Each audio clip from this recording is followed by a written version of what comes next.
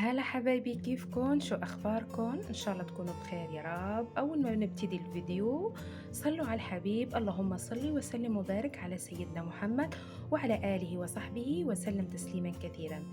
فيديو جديد بعنوان الطقوس البسكري. يلا بينا نشوف شو بنحتاج لنسوي الطقوس البسكري مع بعض. أول شي يا جماعة، هون عندي العجينة تبع الطقوس، تبع الخبز، سمين أي دقيق، ملح، مي فقط. بنعجنهم مع بعض وبنتركهم يرتاحوا لمدة مشان نسويها خبز أو نسميها ديول مثل ما بيقولوا، أو رقاق، أو خبز وخلص. كل واحد يقول لي بالتعليقات شو بتسمونها بالمنطقة تبعكم. وثاني شي يا جماعة، هون عندي البصل، الفلفل الحلو والفلفل الحار، طماطم، قطعتهم كلياتهم مربعات وحطيتهم على جنب. وهون عندي الجبن تبع البيتزا، هاد أفضل جبن بحبه للتاكوس، للشاورما، للبيتزا، لكل شيء. ما شاء الله كتير حلو، كتير حلو جدا جدا، وطعمه مرة خيالي. وهون يا جماعة عندي دجاج، صدر دجاج قطعته مربعات، صدر دجاج قطعته مربعات وحطيت له التوابل، واللي هي التوابل: فلفل أسود، كركم، راس الحانوت، كمون، فلفل أحمر، مرحي، توم. كمان التوم تقريبا 3 حبات توم، فرمتهم وحطيتهم على الدجاج وخلطتهم مع بعض، وراح احطهم بالثلاجة مشان الدجاج يمتص التوابل وتكون كتير طيبة. وهون عندي الهريسة، فأي خبز بحب حط له الهريسة. هاي الهريسة نوع جزائري. وهون الأغراض كلياتها. وراح سوي كمان مايونيز، أنا بحب المايونيز صنع منزلي، ما بحب اللي بالمحل. راح أسوي كمان المايونيز، وبنتلاقى بتحضير التاكوس البسكري مع بعض. وهيك يا جماعة قطعت العجينة هيك لدوائر هيك. راح احطهن على الطاجين تبع طبخ الخبز.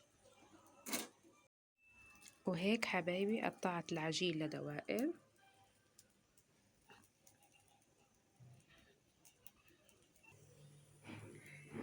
وهيك فتحتها بهذا الشكل. والحين يا جماعة حطيتها على النار مشان تستوي.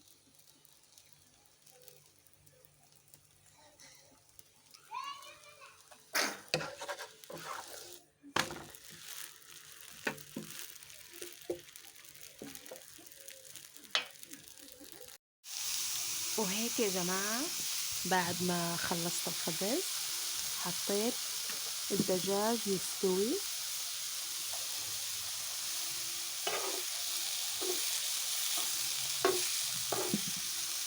راح اسوي الدجاج وارجع لكم.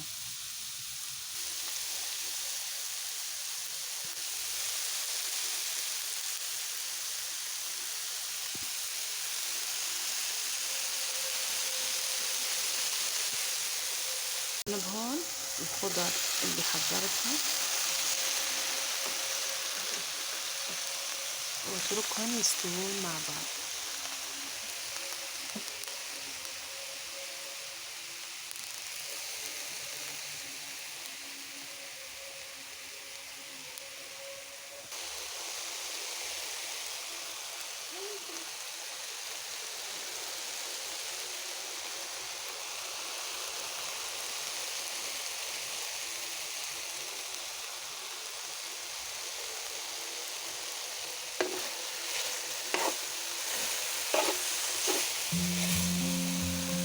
هون يا جماعة بعد ما حطيت الجبن والكاتشب والدجاج والخضر سويتهم هيك. ما شاء الله كتير حلوين. وهذا الشكل النهائي للطقوس البسكري، ما شاء الله كتير حلو بشهي. بتمنى انكم تجربوه وبنهاية الفيديو لا تنسوا اللايك والشير وسبسكرايب. مع السلامة حبايب قلبي.